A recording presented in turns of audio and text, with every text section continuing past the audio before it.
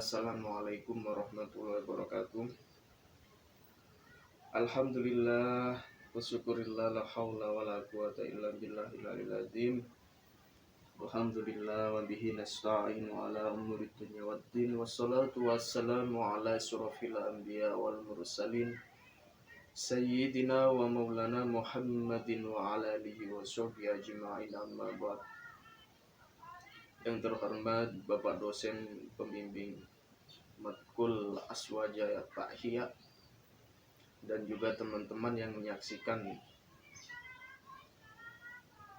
Pada kesempatan kali ini kita bersyukur kepada Allah, kita masih diberikan kesehatan jasmani maupun rohani, sehingga pada detik ini kita masih diberikan kesempatan untuk bisa menjalankan aktivitas serta kewajiban-kewajiban yang diberikan oleh Allah Subhanahu wa taala. Baiklah teman-teman, di sini saya akan menjelaskan beberapa pengertian ya mengenai ikhlas. Terkait dengan ikhlas, ikhlas itu sendiri secara etimologi yaitu mengerjakan amal ibadah semata-mata karena Allah Subhanahu wa taala, mengerjakan sesuatu amal kebaikan ya semata-mata dari dalam hati karena Allah Subhanahu wa taala. Jadi bukan karena sebuah faktor dari manusia, bukan dari faktor yang lain-lain, melainkan niat yang jernih dari dalam hati ya, semata-mata mengharapkan ridhonya Allah Subhanahu wa taala. Contoh bagaimana ketika kita sholat, menjalankan 5 waktu setiap hari ya, kita ke masjid, kita ke musola, kita ke acara-acara yang berbaur islami, yang dimana di situ semata-mata kita niatkan karena Allah Subhanahu wa taala, bukan karena manusia dan bukan karena apapun ya. Ketika niat itu sudah kita tancapkan dari dalam hati semata-mata karena Allah Subhanahu wa taala, insya Allah apa yang kita kerjakan, apa yang kita lakukan mendapatkan amal yang soleh dari Allah Subhanahu wa taala ya. Bukan faktor dari untuk dilihat orang lain. Contoh ketika kita bersedekah, kita niatkan karena Allah Subhanahu wa taala, bukan karena manusia. Rezeki yang kita berikan adalah rezeki titipan dari Allah Subhanahu wa taala. Kita hanya mampu berikhtiar ya. Kita hanya mampu untuk usaha. Selanjutnya yaitu kita tawakal, kita pasrahkan kepada Allah Subhanahu wa taala apa yang kita usahakan tersebut. Dan dari rezeki yang diberikan oleh Allah Subhanahu wa taala tersebut, kita buat untuk sedekah. Kita buat bantu sesama muslim ya, yang membutuhkan, yang kesusahan. Untuk kita berikan apa yang mereka butuhkan ya, semata-mata yang pertama adalah karena Allah Subhanahu wa taala. Kita niatkan semua apa yang kita kerjakan, terutama yaitu amal soleh, adalah semata-mata karena Allah Subhanahu wa taala. Baiklah, untuk yang kedua yaitu mengenai zuhud ya. Apa sih ini zuhud ini ya? Secara pandangan zuhud adalah salah satu akhlak ya, yang disukai oleh Allah Subhanahu wa taala. Secara istilah zuhud yaitu meninggalkan sesuatu ya, yang menyibukkan kita dari Allah Subhanahu wa taala. Yang mana yaitu kita memfokuskan segala apa yang kita jalani di dunia ini, dan juga tidak meninggalkan apa yang diwajibkan oleh Allah Subhanahu wa taala. Di sini pengertian dari zuhud yaitu mengenai ketika kita bekerja, maka apa yang menjadi kewajiban kita, apa yang menjadi tanggung jawab kita terhadap agama, terhadap syariat, di tengah-tengah kesibukan kita dalam bekerja. Bekerja juga sebuah kewajiban ya, bagi seorang yang sudah berumah tangga, untuk menafkahi dari keluarganya. Tapi di sini posisi zuhud yaitu di mana di tengah kesibukan seseorang dalam bekerja maupun kesibukan-kesibukan yang lain, dia mampu ya, atau berusaha sepenuh hati untuk menjalankan kewajiban yang diberikan oleh Allah Subhanahu wa taala. Ya, dan juga tidak terlalu mementingkan dunia. Artinya tetap saja akhirat dan sebuah kewajiban adalah nomor satu di dalam dirinya. Ada beberapa contoh mengenai kesuhutan ya, yaitu terbatas. Poin pertama yaitu terbatasnya angan-angan terhadap dunia ya. Kita ikhtiar di dunia ini, kita tidak terlalu mementingkan permasalahan baik itu politik, ekonomi, dan lain-lain. Kita mengharapkan apa yang diberikan oleh Allah atas apa yang kita usahakan adalah menjadi barokah fid dunya wal akhirah. Kita tidak, ketika zuhud yaitu tidak gila akan jabatan, tidak gila akan harta, tidak gila akan semua yang menyibukkan kita dari Allah Subhanahu wa taala. Itulah tadi sedikit pengertian mengenai zuhud ya, yang perlu kita ketahui. Jadi kesimpulannya yaitu dari zuhud tersebut yaitu kita tetap hidup di dunia ini, yaitu menjalani apa yang ada di dunia ini. Akan tetapi di sini posisinya yaitu kita tidak tergila-gila akan dunia,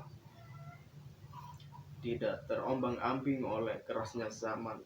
Apalagi di zaman modern sekarang ini banyak sekali hal-hal yang berbau negatif ya, terutama seiring dengan berkembangnya teknologi.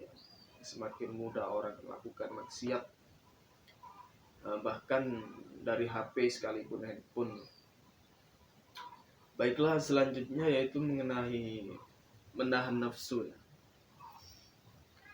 Ini menahan nafsu ini dalam artian yaitu mengontrol diri ya, mengontrol semua yang ada dalam diri kita ya. Artinya kita membatasi kebebasan diri kita ya, yang nanti arahnya yaitu ke negatif, ke arah yang negatif, perbuatan-perbuatan yang jelek. Kita membatasi. Contohnya ketika kita berpuasa di bulan suci Ramadan, kita berusaha sepenuhnya untuk meninggalkan kemaksiatan, yang itu terkadang kan kita nggak sengaja kita buka handphone terus menemukan gambar-gambar yang berbau negatif gitu. Kita nggak sengaja, tapi kan kita juga berusaha sepenuhnya untuk menghindar dan menahan nafsu dari kita ya. Sebagai seorang manusia yang normal, nafsu itu memang seharusnya menjadi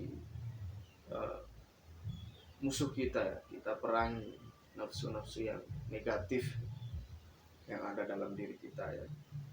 Contohnya ketika kita berkomunikasi, bagaimana ketika terjadi sebuah konflik antara A dan B, bagaimana kita seharusnya bisa berkomunikasi dengan baik dan bukan karena suatu amarah yang ada dalam diri kita ya.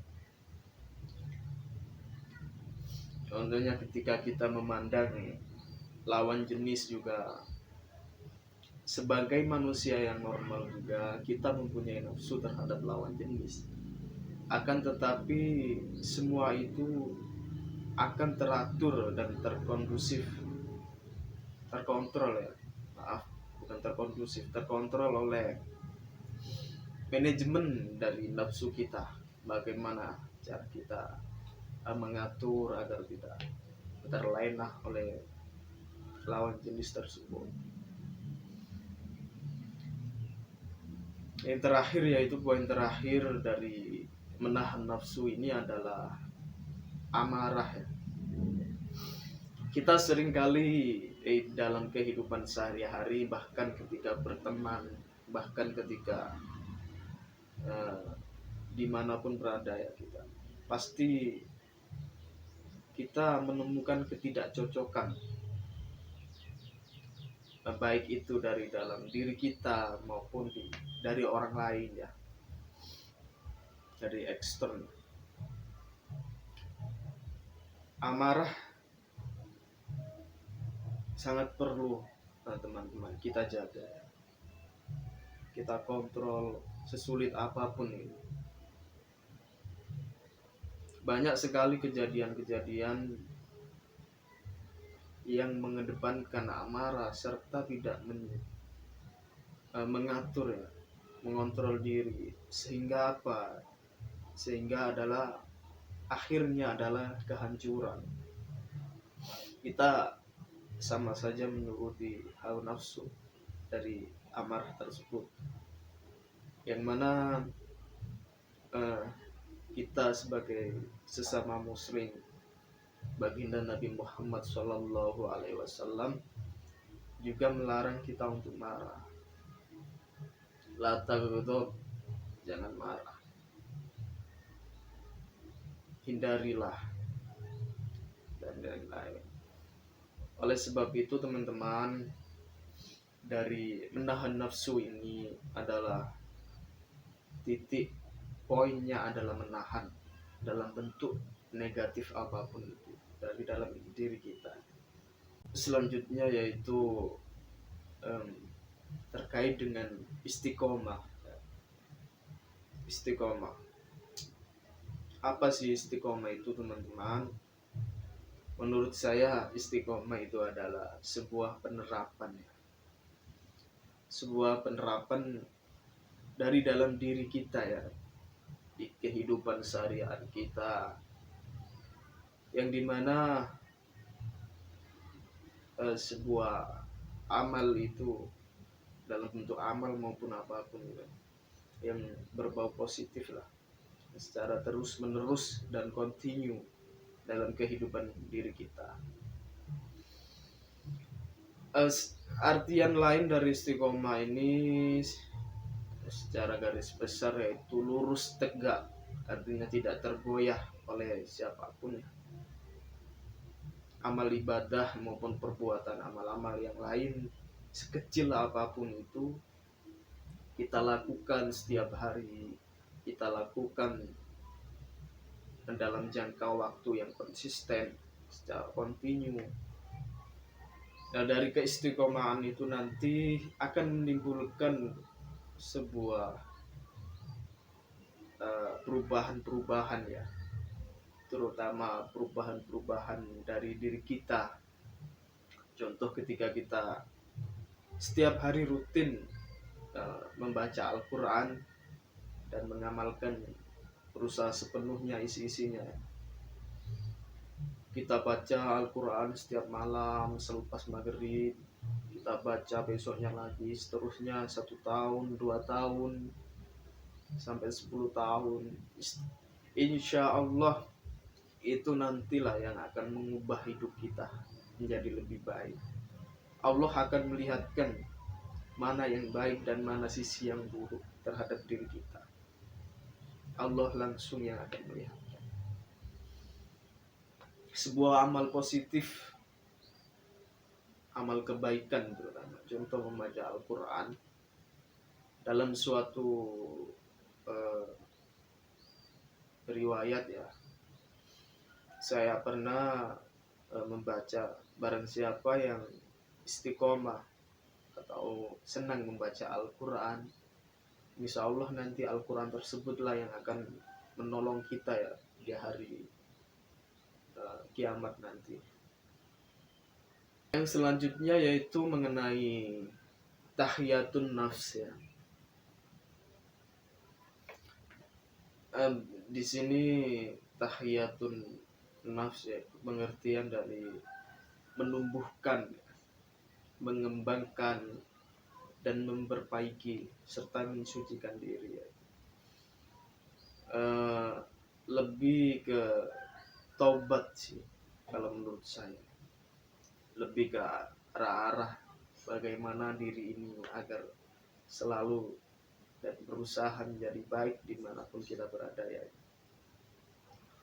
Tahiyatun nafs ini kita aplikasikan di setiap kehidupan kita sehari-hari, tentunya yaitu ketika kita berkomunikasi, bercengkrama dengan sesama muslim dan saudara seiman seagama yang lain. Bagaimana kita menjalin hubungan yang positif, bagaimana kita menjalin hubungan yang sesuai dengan syariat agama Islam, serta beramar ma'ruf nahi mungkar dalam kehidupan. Bagaimana ketika kita menjalin sebuah hubungan bisnis terhadap sesama manusia ya, bermuamalah sesama muslim, kita berusaha sepenuhnya untuk menjalankan syariat yang ditetapkan oleh Al-Quran maupun hadis ya, dari baginda Muhammad SAW, dari Allah Subhanahu wa Ta'ala. Teman-teman, di sini kita harus selalu ya mengupgrade, baik itu hati kita, pikiran kita, pandangan kita, pendengaran kita, dan faktor-faktor yang dari dalam diri kita ya, untuk selalu berbuat positif terhadap sesama saudara seiman dan seagama, saudara muslim ya. Bukan hanya kepada manusia ya, kita juga berbuat baik kepada makhluk-makhluk ciptaan Allah Subhanahu wa Ta'ala, yaitu contoh kepada hewan, burung, semut, dan lain-lain. Kita harus menjadi sebuah kemaslahatan bagi bumi ya, seluruh ciptaan Allah Subhanahu wa Ta'ala. Dan kita berusaha sepenuhnya terkait dengan tahiyatun nafs ini. Faktor-faktor yang terjadi dalam diri kita dalam hal positif ya, kita kembangkan. Nah, kita tentukan arah kemana nilai-nilai positif ini yang nantinya akan berguna bagi saudara sesama muslim seiman dan seagama ya.